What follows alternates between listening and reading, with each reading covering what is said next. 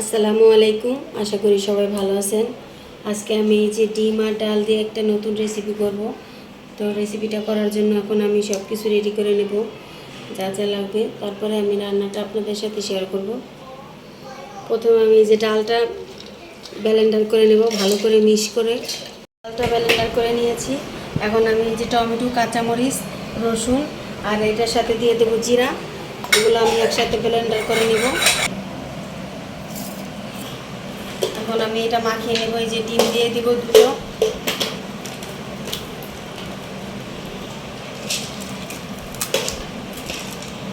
এর মধ্যে দিয়ে দিব আমি গুঁড়া মশলা, হলুদের গুঁড়া, মরিচের গুঁড়া, লবণ, জিরার গুঁড়া। এখন এগুলো একসাথে মাখিয়ে নিব।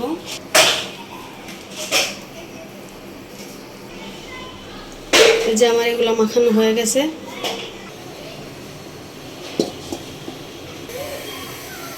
এই যে আমি তেল দিয়ে দিব বড়াগুলো ভাজার জন্য। আমি এক এক করে বড়াগুলো দিয়ে দিব। এই যে চামচ দিয়ে দিব, এগুলো একটু পাতলা হয়েছে তাই।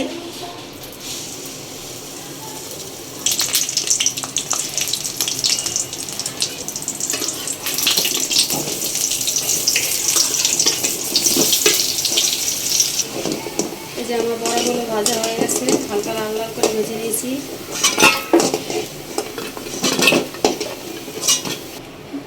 এখন আমি বাকিগুলো ভেজে নেব।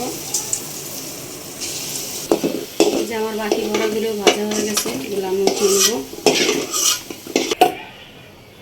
এই যে আমি পেঁয়াজটা আমি লাল লাল করে ভেজে নেব।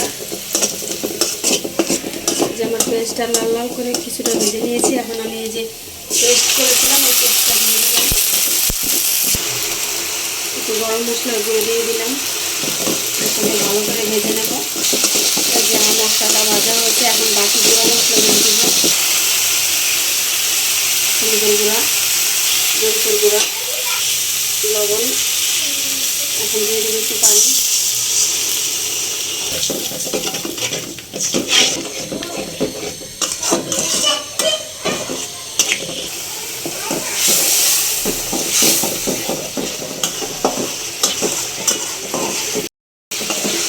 মশলাটা কষানো হয়ে গেছে। এখন আমি এই যে বড়াগুলো দিয়ে দেবো, দিয়ে একটু কষিয়ে নেব ভালোভাবে। এখন আমি পানি দিয়ে দেব।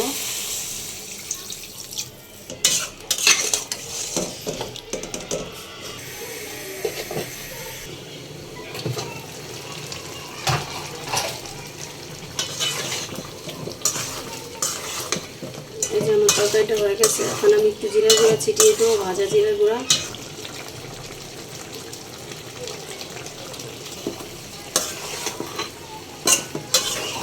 এই যে আমার রান্নাটা হয়ে গেছে। এখন আমি নামিয়ে নেব একটা বাটিতে।